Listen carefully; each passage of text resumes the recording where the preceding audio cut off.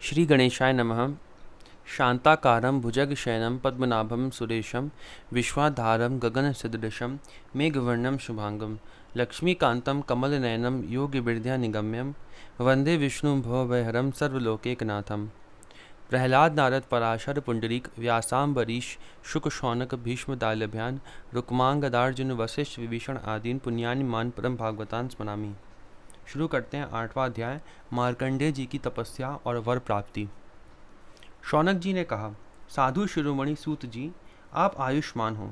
सचमुच आप वक्ताओं के सिर मौर हैं। जो लोग संसार के अपार अंधकार में भूल भटक रहे हैं, उन्हें आप वहां से निकाल कर प्रकाश स्वरूप परमात्मा का साक्षात्कार करा देते हैं। आप कृपा करके हमारे एक प्रश्न का उत्तर दीजिए। लोग कहते हैं कि मार्कंडेय ऋषि के पुत्र मार्कंडेय ऋषि चिरायु हैं, और जिस समय प्रलय ने सारे जगत को निगल लिया था उस समय भी वह बचे रहे। परंतु सूत जी, वे तो इसी कल्प में हमारे ही वंश में उत्पन्न हुए एक श्रेष्ठ भृगुवंशी हैं, और जहाँ तक कि हमें मालूम है इस कल्प में अब तक प्राणियों का कोई प्रलय नहीं हुआ है। ऐसी स्थिति में ये बात कैसे सत्य हो सकती है कि जिस समय सारी पृथ्वी प्रलय कालीन समुद्र में डूब गई थी, उस समय मार्कंडेय जी उसमें डूब उतार रहे थे, और उन्होंने अक्षय वट के पत्ते के दोने में अत्यंत अद्भुत और सोए हुए बाल मुकुंद का दर्शन किया। सूत जी, हमारे मन में बड़ा संदेह है और इस बात को जानने की उत्कंठा है। आप बड़े योगी हैं, पौराणिकों में सम्मानित हैं। आप कृपा करके हमारा यह संदेह मिटा दीजिए। सूत जी ने कहा, शौनक जी, आपने बड़ा सुंदर प्रश्न किया। इससे लोगों का भ्रम मिट जाएगा, और सबसे बड़ी बात तो यह है कि इससे कथा में भगवान नारायण की महिमा है। जो इसका गान करता है उसके सारे कलिमल नष्ट हो जाते हैं। शौनक जी, मार्कंडेय ऋषि ने अपने पुत्र मार्कंडेय के सभी संस्कार समय समय पर किए। मार्कंडेय जी विधि पूर्वक वेदों का अध्ययन करके तपस्या और स्वाध्याय से संपन्न हो गए थे।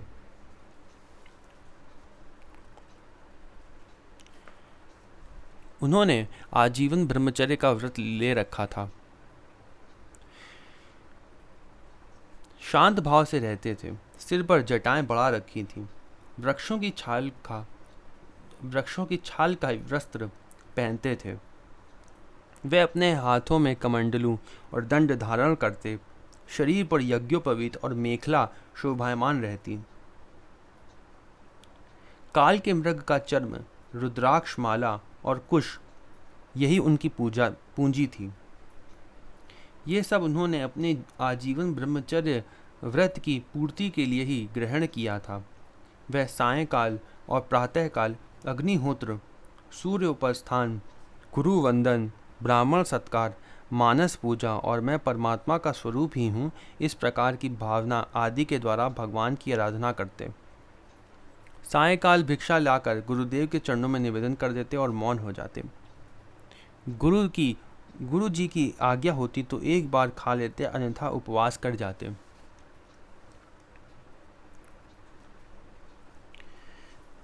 मार्कंडेय जी ने इस प्रकार तपस्या और स्वाध्याय में तत्पर रहकर करोड़ों वर्षों तक भगवान की आराधना की, और इस प्रकार उस मृत्यु पर भी विजय प्राप्त कर ली जिसको जीतना बड़े बड़े योगियों के लिए भी कठिन है। मार्कंडेय जी की मृत्यु विजय को देखकर ब्रह्मा, भृगु, शंकर, दक्ष प्रजापति, ब्रह्मा जी के अन्यान्य पुत्र तथा मनुष्य, देवता, पितर एवं अन्य सभी प्राणी अत्यंत विस्मित हो गए। आजीवन ब्रह्मचर्य व्रतधारी एवं योगी मार्कंडेय जी इस प्रकार तपस्या, स्वाध्याय और संयम आदि के द्वारा अविद्या आदि सारे क्लेशों को मिटाकर शुद्ध अंतःकरण से इंद्रियातीत परमात्मा का ध्यान करने लगे। योगी मार्कंडेय जी महायोग के द्वारा अपना चित्त भगवान के स्वरूप में जोड़ते रहे। इस प्रकार साधन करते करते बहुत समय 6 मनवंतर व्यतीत हो गए। ब्राह्मण, इस 7वें मनवंतर में जब इंद्र को इस बात का पता चला, तब तो वे उनकी तपस्या से शंकित और भयभीत हो गए। इसलिए उन्होंने उनकी तपस्या में विघ्न डालना आरंभ कर दिया। शौनक जी, इंद्र ने मार्कंडेय जी की तपस्या में विघ्न डालने के लिए उनके आश्रम पर गंधर्व अप्सराएं काम, वसंत, मलयानिल, लोभ और मद को भेजा। भगवान वे सब उनकी आज्ञा के अनुसार उनके आश्रम पर गए। मार्कंडेय जी का आश्रम हिमालय की उत्तर की ओर है। वहाँ पुष्पभद्रा नाम की नदी बहती है और उसके पास ही चित्रा नाम की एक शिला है। शौनक जी, मार्कंडेय जी का आश्रम बड़ा ही पवित्र है। चारों ओर हरे भरे पवित्र वृक्षों की पत्तियां हैं, उन पर लताएं लहलहाती रहती हैं। वृक्षों के झुरमुट में स्थान स्थान पर पुण्यात्मा ऋषिगण निवास करते हैं और बड़े ही पवित्र एवं निर्मल जल से भरे जलाशय सब ऋतुओं में एक से ही रहते हैं। कहीं मतवाले भौरे अपनी संगीतमय गुंजार से लोगों का मन आकर्षित करते रहते हैं, तो कहीं मतवाले कोकिल पंचम स्वर में कुहू कुहू कूकते रहते हैं। कहीं मतवाले मोर अपने पंख फैलाकर कलापूर्ण नृत्य करते रहते हैं, तो कहीं अन्य मतवाले पक्षियों का झुंड खेलता रहता है। मार्कंडेय मुनि के ऐसे पवित्र आश्रम में इंद्र के भेजे हुए वायु ने प्रवेश किया। वहां उसने पहले शीतल झरनों की नन्ही नन्ही फुहियां संग्रह की। इसके बाद सुगंधित पुष्पों का आलिंगन किया और फिर काम भाव को उत्तेजित करते हुए धीरे धीरे बहने लगा। कामदेव के प्यारे सखा वसंत ने भी अपनी माया फैलाई। संध्या का समय था। चंद्रमा उदित हो अपनी मनोहर किरणों का विस्तार कर रहे थे। सहस्र सहस्त्र डालियों वाले वृक्ष लताओं का आलिंगन पाकर धरती तक झुके हुए थे। नन्ही नन्ही कोपलों, फलों और फूलों के गुच्छे अलग ही शोभायमान हो रहे थे। वसंत का साम्राज्य देखकर कामदेव ने भी वहां प्रवेश किया। उसके साथ गाने बजाने वाले गंधर्व झुंड के झुंड चल रहे थे। उसके चारों ओर बहुत सी स्वर्गीय अप्सराएं चल रही थी और अकेला काम ही सबका नायक था। उसके हाथ में पुष्पों का धनुष और उस पर सम्मोहन आदि बाण चढ़े हुए थे। उस समय मार्कंडेय मुनि अग्निहोत्र करके भगवान की उपासना कर रहे थे।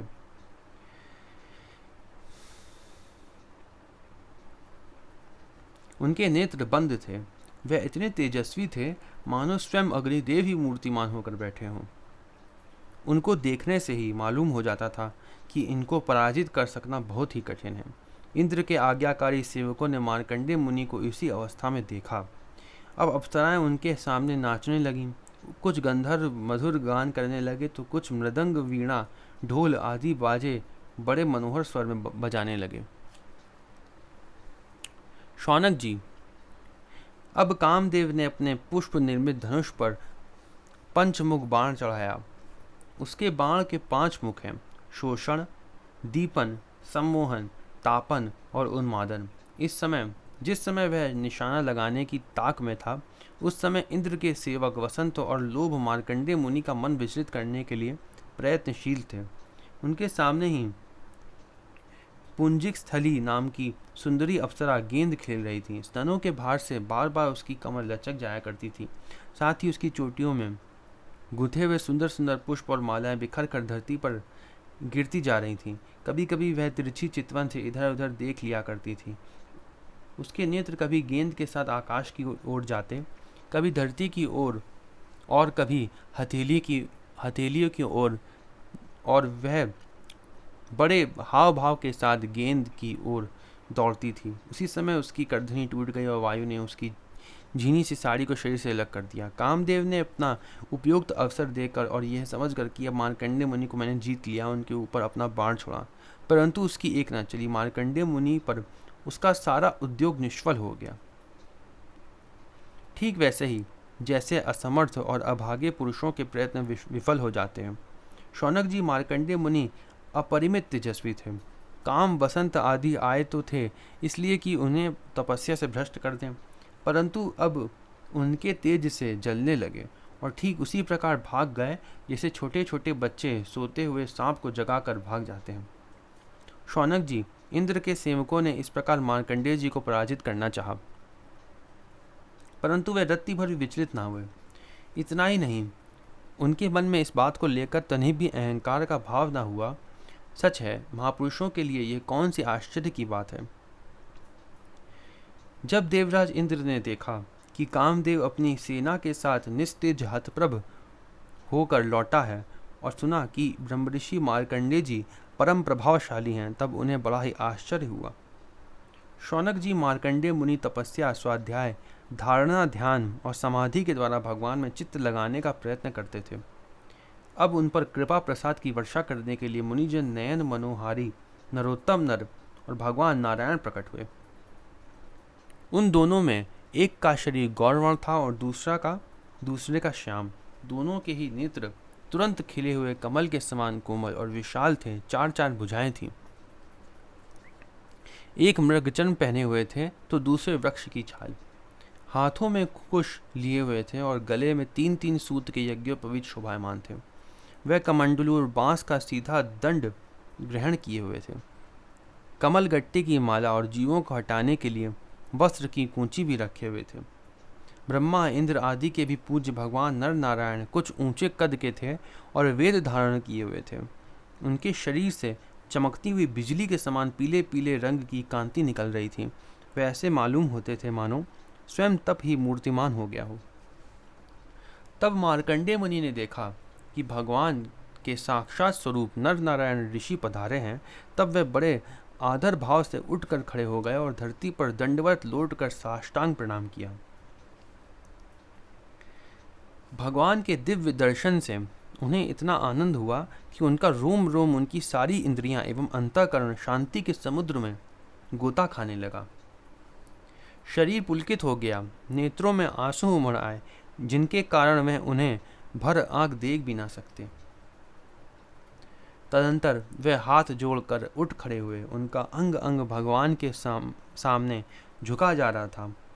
उनके हृदय में उत्सुकता तो इतनी थी मानो वे भगवान का आलिंगन कर लेंगे। उनसे और कुछ तो बोला ना गया। गदगद वाणी से केवल इतना ही कहा, नमस्कार नमस्कार। इसके बाद उन्होंने दोनों को आसन पर बैठाया, बड़े प्रेम से उनके चरण पखारे और अर्घ्य, चंदन, धूप और माला आदि से उनकी पूजा करने लगे।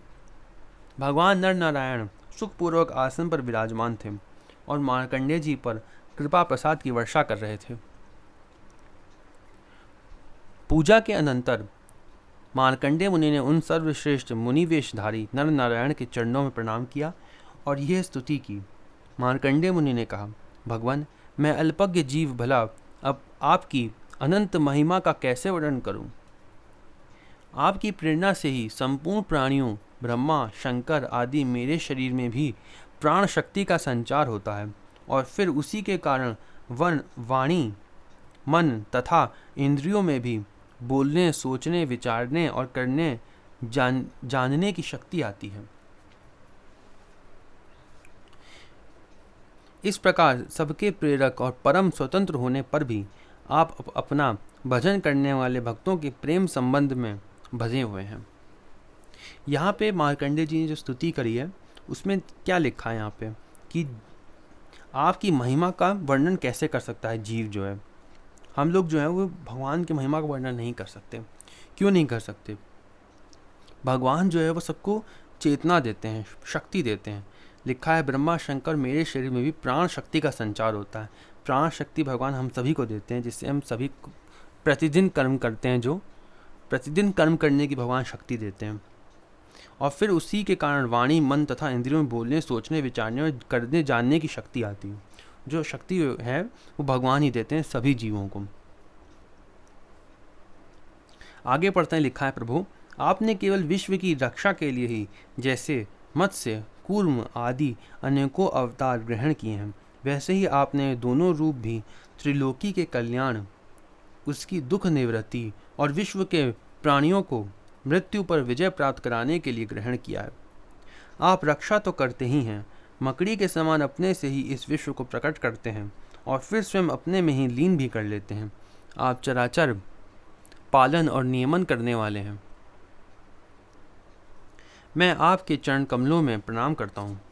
जो आपके चरण कमलों की शरण ग्रहण करते हैं उन्हें कर्म, गुण और काल जनित क्लेश स्पर्श भी नहीं कर पाते।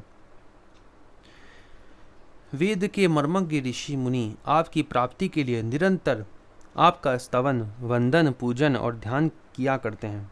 प्रभु, जीव के चारों ओर भय ही भय का बोलबाला है।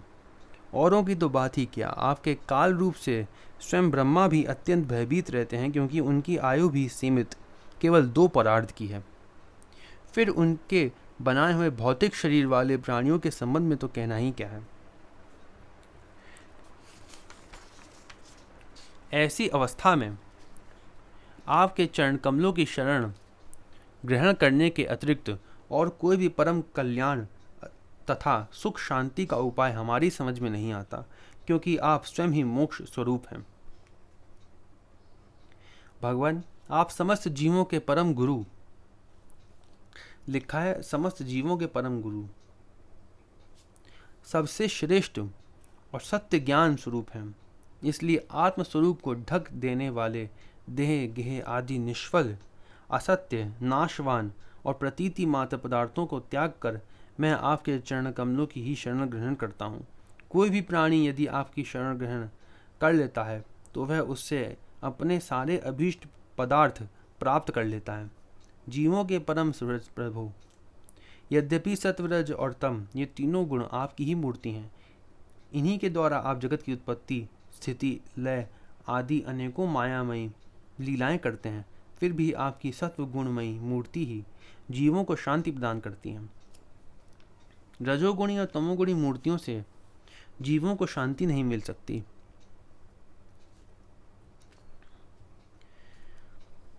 उनसे तो दुख, मोह और भय की वृद्धि ही होती है। भगवान, इसलिए बुद्धिमान पुरुष आपकी और आपके भक्तों की परम प्रिय एवं शुद्ध मूर्ति नर नारायण की ही उपासना करते हैं। पांचरात्र सिद्धांत के अनुयायी विशुद्ध सत्व को ही आपका श्री विग्रह मानते हैं। उसी की उपासना से आपके नित्य धाम वैकुंठ की प्राप्ति होती है। उस धाम की यह विलक्षणता है कि वह लोक होने पर भी सर्वथा भय रहित और भोग युक्त होने पर भी आत्मानंद से परिपूर्ण है। वह रजोगुण और तमोगुण को आपकी मूर्ति स्वीकार नहीं करते। भगवान, आप अंतर्यामी, सर्वव्यापक, सर्वस्वरूप, जगत गुरु, परम आराध्य और शुद्ध स्वरूप हैं। समस्त लौकिक और वैदिक वाणी आपके अधीन है। आप ही वेद मार्ग के प्रवर्तक हैं। मैं आपके इस युगल स्वरूप नरोत्तम नर और ऋषिवर नारायण को नमस्कार करता हूँ। आप यद्यपि प्रत्येक जीव की इंद्रियों तथा उनके विषयों में, प्राणों में तथा हृदय में भी विराजमान हैं, विद्यमान हैं, तो भी आपकी माया से जीव की बुद्धि इतनी मोहित हो जाती है, ढक जाती है कि वह निष्फल और झूठी इंद्रियों के जाल में फंसकर आपकी झांकी से वंचित हो जाता है। किंतु सारे जगत के गुरु तो आप ही हैं। इसलिए पहले अज्ञानी होने पर भी जब आपकी कृपा से उसे आपके ज्ञान भंडार वेदों की प्राप्ति होती है, तब वह आपके साक्षात दर्शन कर लेता है। लिखा है कृपा से, आपकी कृपा से ज्ञान भंडार की जब प्राप्ति होती है तब साक्षात दर्शन कर लेता है। प्रभु, वेद में आपका साक्षात्कार कराने वाला वह ज्ञान पूर्ण रूप से विद्यमान है, जो आपके स्वरूप का रहस्य प्रकट करता है। ब्रह्मा आदि बड़े बड़े प्रतिभाशाली मनीषी उसे प्राप्त करने का यत्न करते रहने पर भी मोह में पड़ जाते हैं। आप भी ऐसे लीला विहारी हैं कि विभिन्न मत वाले आपके संबंध में जैसा सोचते विचारते हैं, वैसा ही शील स्वभाव और रूप ग्रहण करके आप उनके सामने प्रकट हो जाते हैं। क्या लिखा है यहाँ पे? यहाँ लिखा है, ऐसे आप लीला विहारी हैं कि जैसा विभिन्न मत वाले जो हैं वो आपके बारे में जैसा सोचते विचारते हैं, वैसा ही शील स्वभाव और रूप ग्रहण करके आप उनके सामने प्रकट हो जाते हैं। वास्तव में आप देह और आदि समस्त उपाधियों में छिपे हुए विशुद्ध विज्ञान घन ही हैं। हे पुरुषोत्तम, मैं आपकी वंदना करता हूँ। यह अध्याय यहीं पे समाप्त होता है। हम लोग अगला अध्याय पढ़ेंगे अगली वीडियो में। ओम नमो भगवते वासुदेवाय।